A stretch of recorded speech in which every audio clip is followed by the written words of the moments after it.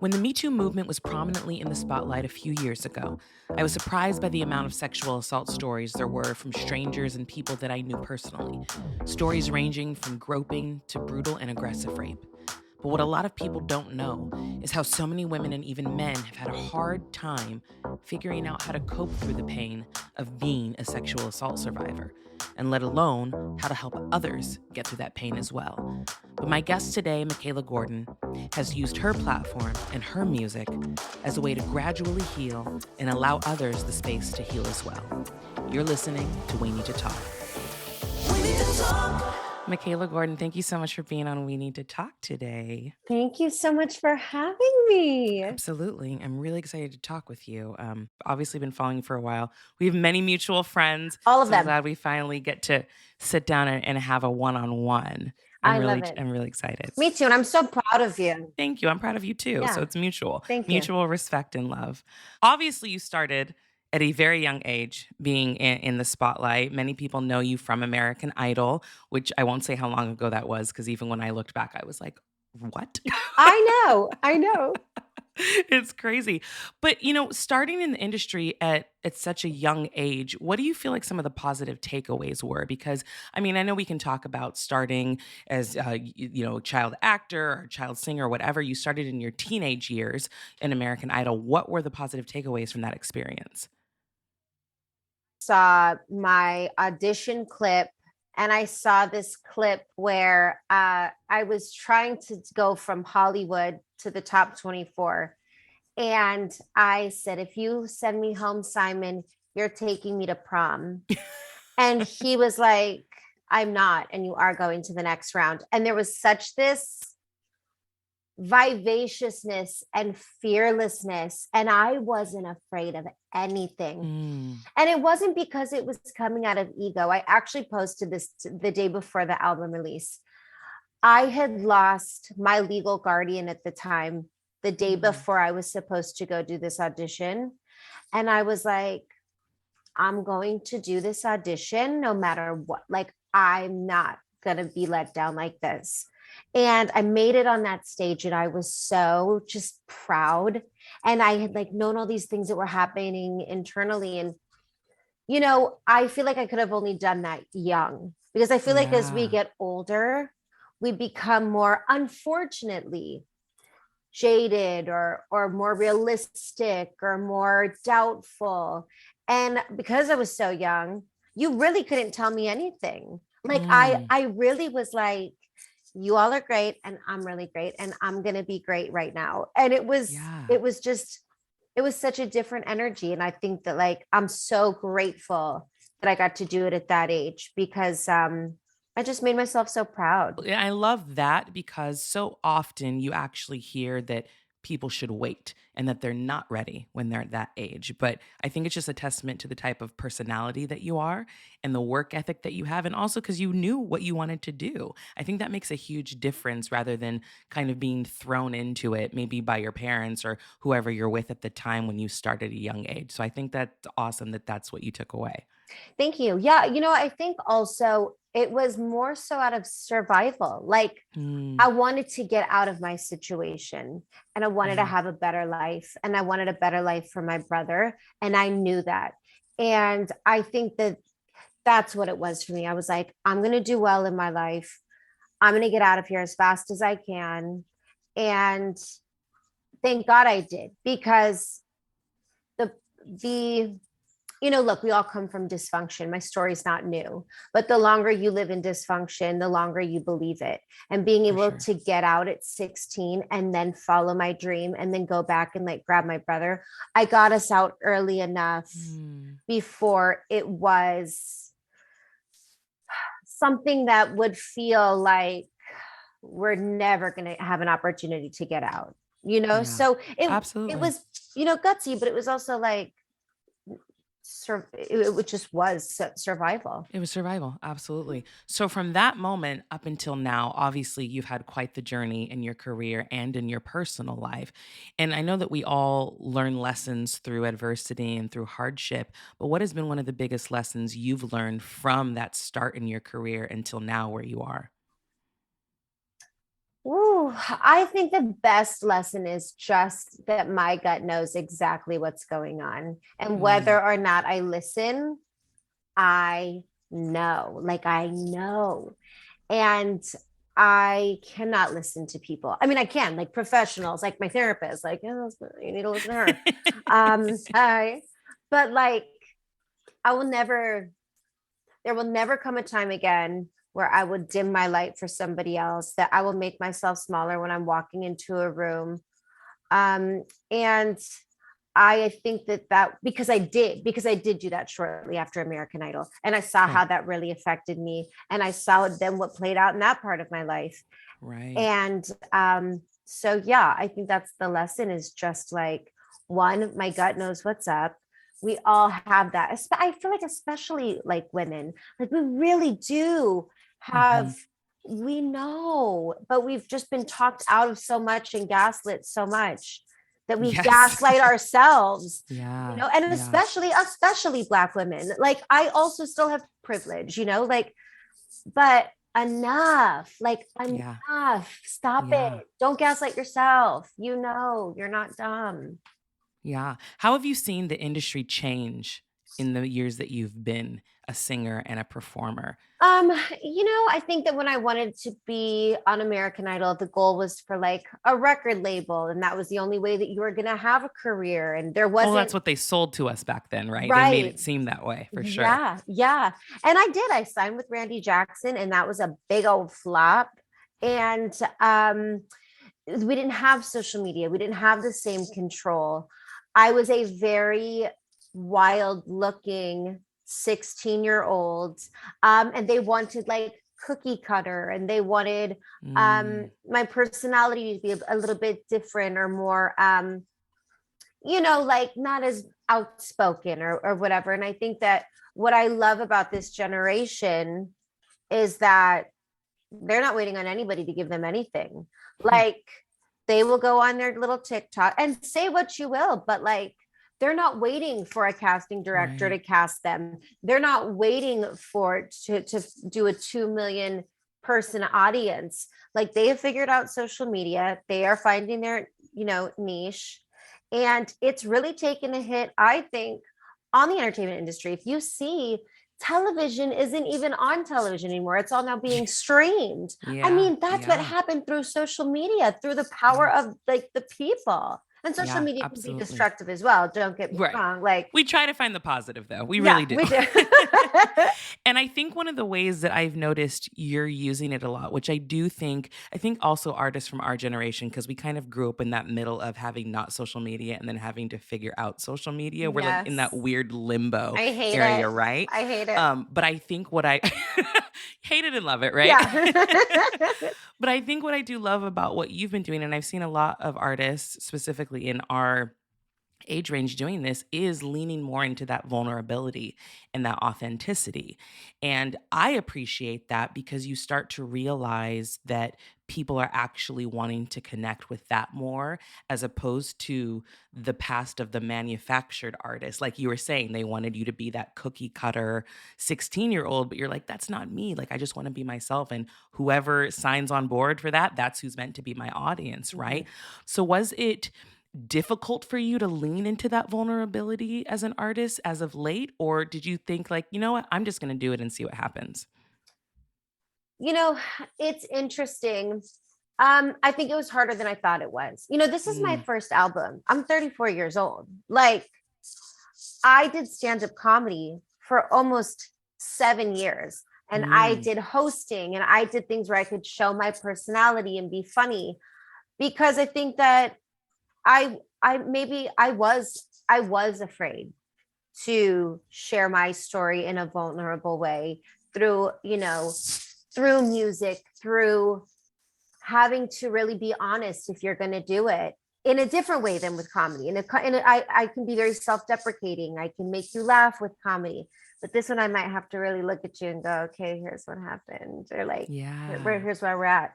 But when my grandmother died in 2020, April of 2020, who the album is named after, I hit my rock bottom. Like there was no coming back. Like I was like, it felt like everything I'd ever held in so tight was like unraveled, shattered.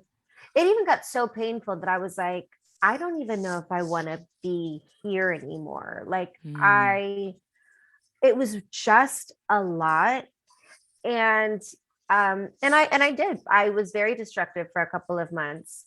And then I decided that I didn't want to be. And so then I did start asking for help, and we did start writing this album.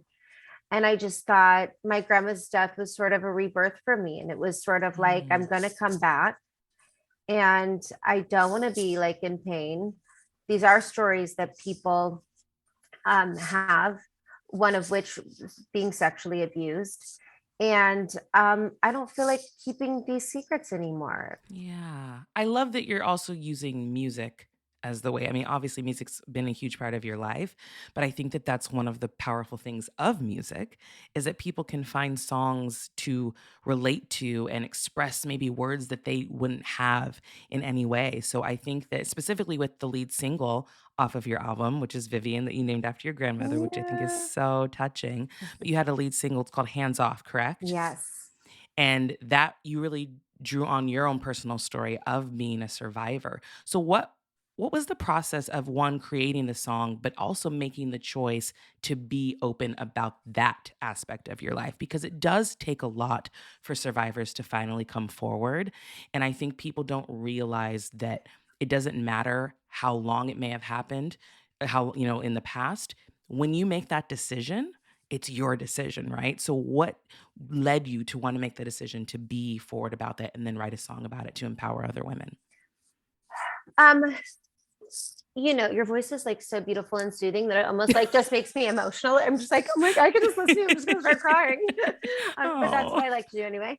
Um, I it happened almost 15 years ago. I mean, Mm, it happened a long time ago. And I never thought that I'd say anything. I didn't feel like I for a long time thought that I deserved it. I didn't really have enough confidence to know the difference. I didn't tell anybody. I felt so much shame. And it was when I had to start going to therapy, and I told the therapist what happened, and I kind of just rambled over it. And she goes, I'm sorry, can you say that again? Like, can you just slow down and say? And I went to say it, and I like lost it. And it was so clear in that mm, moment that, like, oh, this has affected me my whole life. And somebody I love very, very much in this whole entire world was also sexually abused and was very afraid to say anything. And that made me so mad and so sad that really kind of through the love of this other person, I was like, enough. This isn't, I'm not, why are we as humans holding and suppressing what happened to us? It happened yeah. to us. I have a 5-year-old niece. Like, I don't play when it comes to her. I think it was really the love for my people that helped me go, okay, if we're going to be honest on the album, let's talk about it. Yeah. And so we did start writing it. And it was never supposed to be the lead single. But when Roe v. Wade overturned, I felt like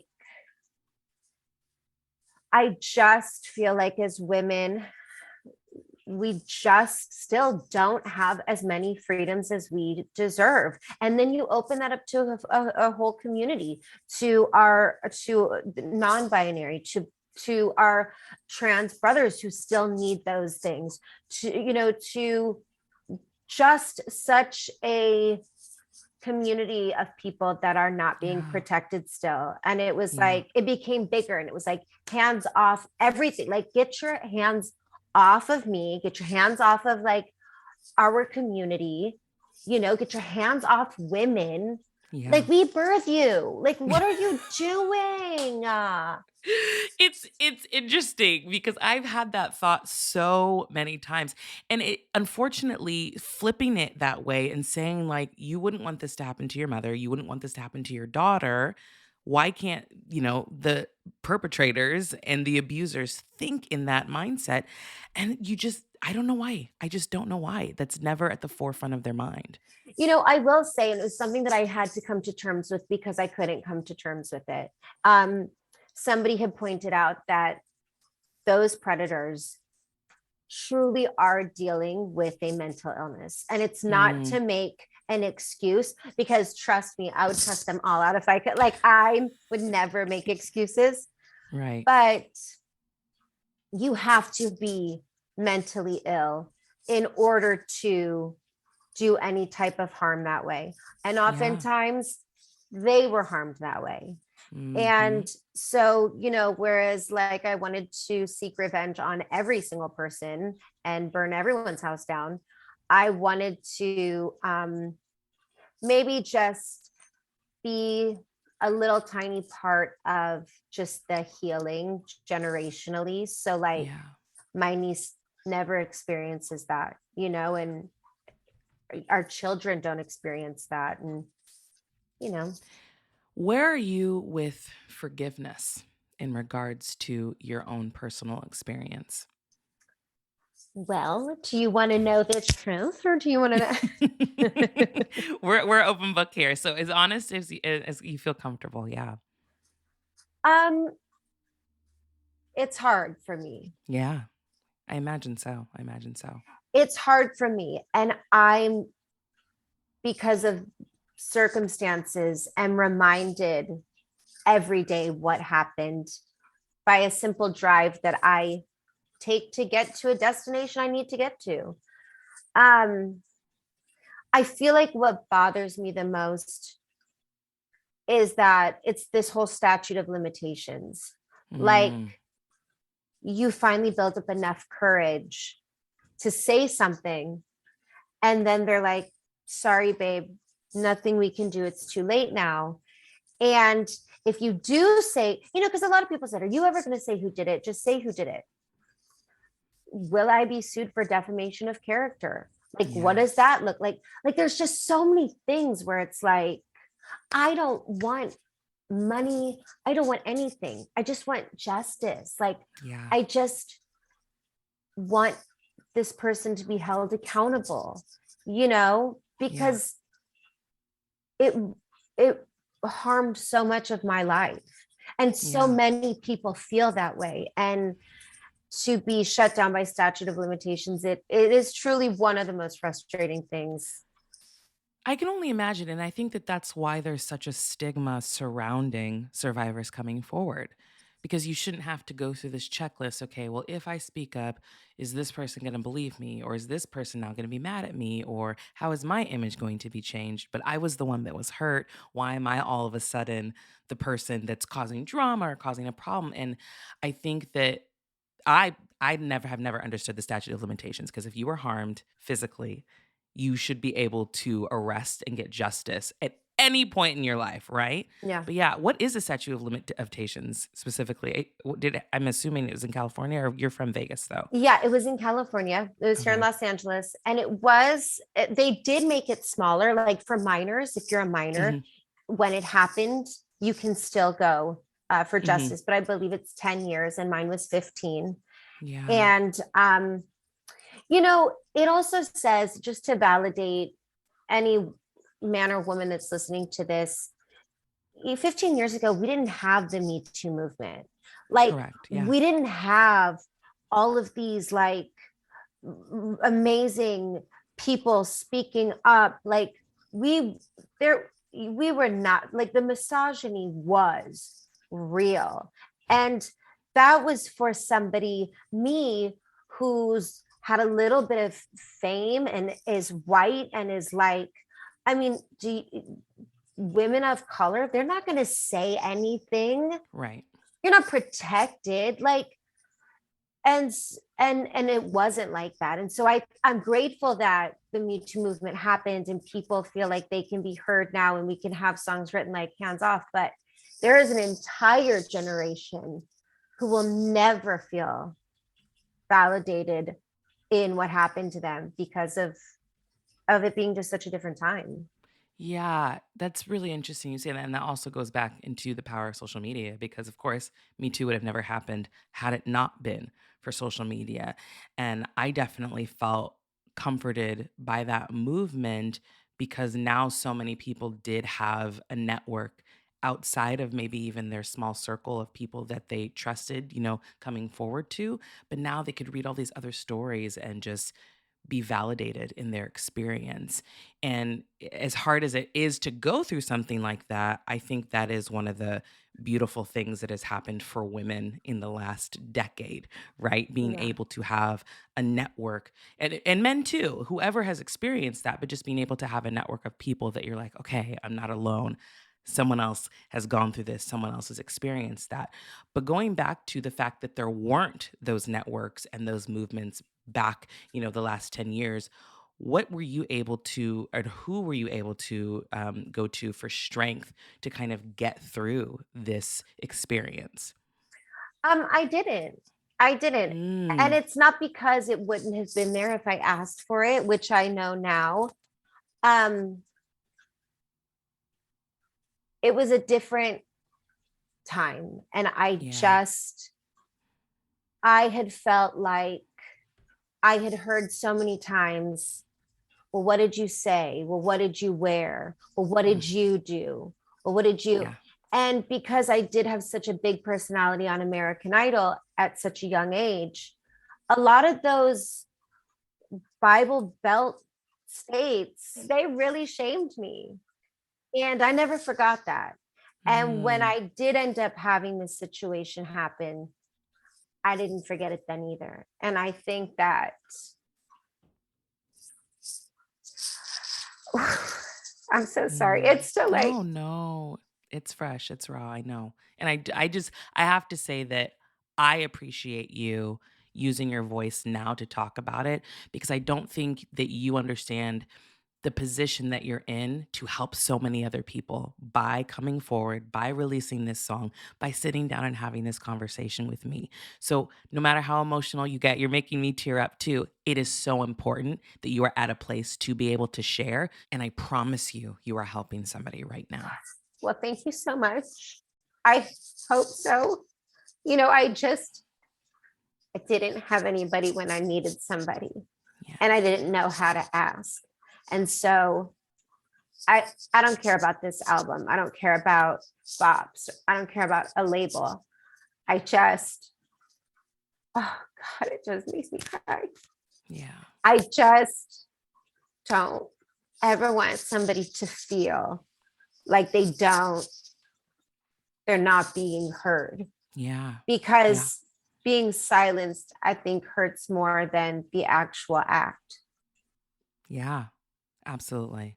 And I think also people being complicit in it, right? And questioning your part when you're a victim. I think that that definitely hurts more because if you are getting to a place of like, okay, I'm going to break down my walls, I'm going to come forward and talk to somebody and then you get shut down, I can only imagine the pain that must, hold inside of you. So again, I'm grateful for you being vulnerable and being open because I think who you are as a human being, you're just this beautiful light. And I think being able to share your story with people that look up to you, people that have been following you since you were on American Mm. Idol, you are truly helping people. And I love the song also. It's like a jam. Thank you. Good. Yes, good.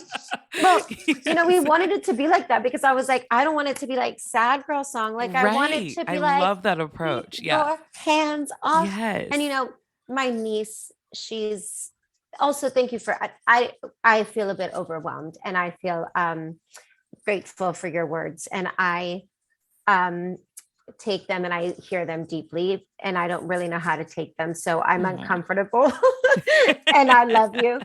And thank you. But Of I course. will say my 6-year-old niece, um, my sister-in-law called me yesterday and she goes, oh girl, Natalia said, keep your hands off the queen and keep your hands off of me. And she Yes. was moving her little finger around. And I go, oh my God, that's my baby. That's my girl. And Yeah. I called my producer and I said, she's singing it. And he goes, I don't think you know like what that means. Like the babies now that are hearing this song and remembering the words, it's being planted. Keep your hands off of me. Keep them Yeah. off of me. And I was like,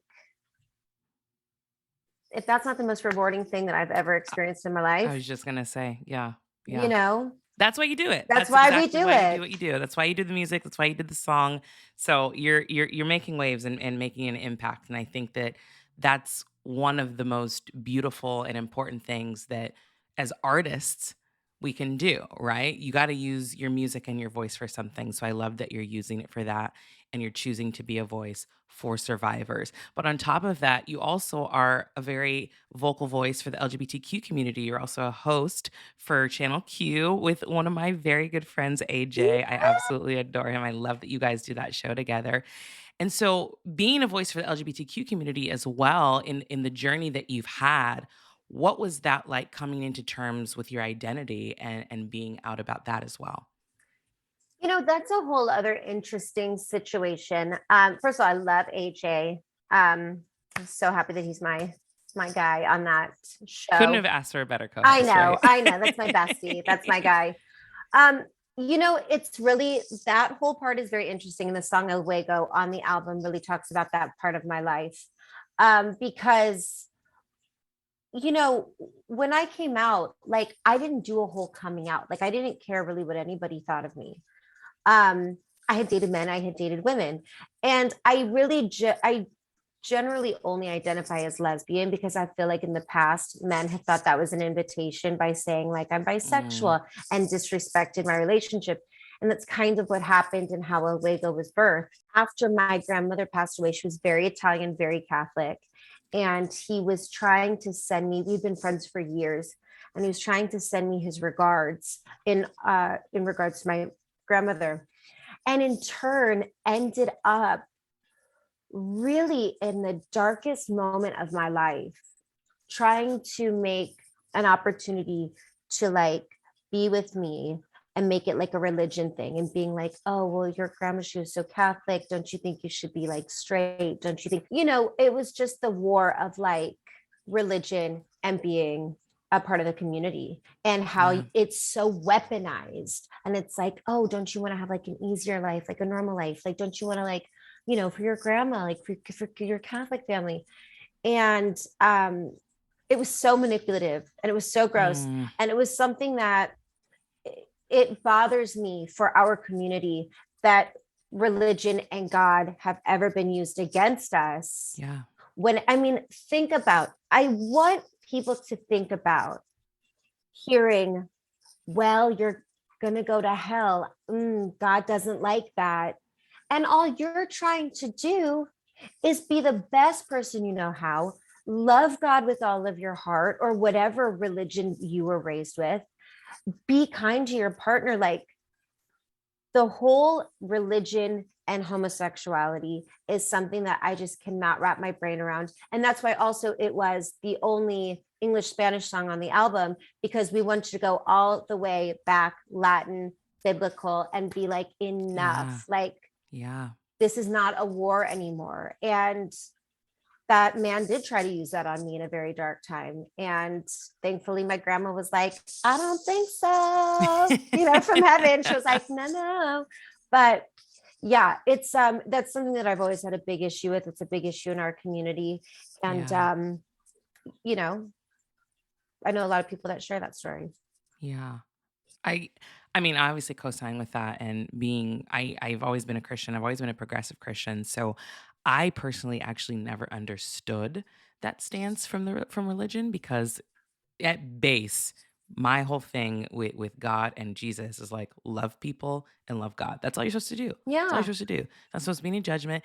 And like I don't understand seeing two people of the same gender, same sex, whatever, love each other, how that's an issue. It Yeah. just doesn't compute in my mind. And I've always been an advocate for the LGBTQ community. And I will continue to be so. But it does frustrate me how people use words that are supposed to be meant as a guide and a way to live in a positive light as a weapon to hurt people.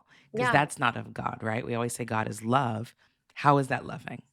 And so it's very frustrating. So I'm glad that you were like, no, no, no, no, no, no, no. And your grandma sounds like she was just a spitfire. Listen, Vivian Cavarici was my baby. And I will say this, I this is a very big story, but my mother came out to my family when she was like 16 and they Mm, disowned her and they were like, no, we're Italian Catholic, no. So my mom didn't have that lifestyle. When I came out to my grandma, I knew that that's what I was up against. My grandma was my favorite person. I was very nervous. So I sat her down and I said, listen, I'm in love with somebody and I want you to meet them. And she said, well, what's his name? And I go, her name is Lisa. And she mm, said, well, do you love her? And I said, I do love her. And she, oh God, I just cry all the time when I talk about this. I'm sorry. no, no, She don't apologize. said, take me to the mall. So we went to the mall, we drove to J.C. Penney, and because that's where we like to go. I love And it. she went and looked at all the crucifixes, like the Catholic crosses. And so she found one and we bought it and we got into the car. And the next time that she met Lisa, she said, here, I got this blessed by my priest, and I wanted to give this to you to welcome you Mm. to our family. And look, she was 90 years old and she was so obsessed with her religion, but she learned what it did to her daughter and she didn't Yeah. do it to me. And she was very good to Lisa until she passed away. And if it wasn't for Lisa, I would have never made my grandmother's bedside to lay with her before she passed. So, Mm. it's like there's just so many moments that you experience and you feel. And when it came to my grandma, she was a spitfire. She had a hard life and Yeah. she did her best. But it sounds like she left so many beautiful memories with you, and I love that you were able to be with her.